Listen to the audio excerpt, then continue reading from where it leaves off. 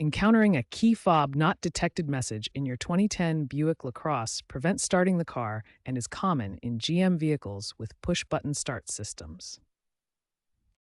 The most immediate and frequent cause is a dead or weak key fob battery.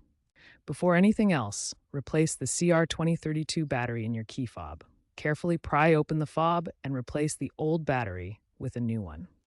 This costs approximately $5 to $10. If battery replacement doesn't solve the issue, try a system reset to address temporary glitches. If a new battery doesn't solve the problem, attempt a push-start reset. Place the key fob in the center console slot if equipped, or near the start button. Cycle the ignition off and on 5 to 10 times, then try starting the car. This can recalibrate the system. If the issue persists, the problem may be a corroded antenna. The 2010 LaCrosse has antennas in the rearview mirror, door handles, and trunk. Moisture and age can corrode these antennas. Symptoms include the key fob working only on one side of the vehicle. For persistent errors, diagnostics with a GM Tech 2 scanner or newer, like the MDI-2, might be needed to pinpoint module or communication failures.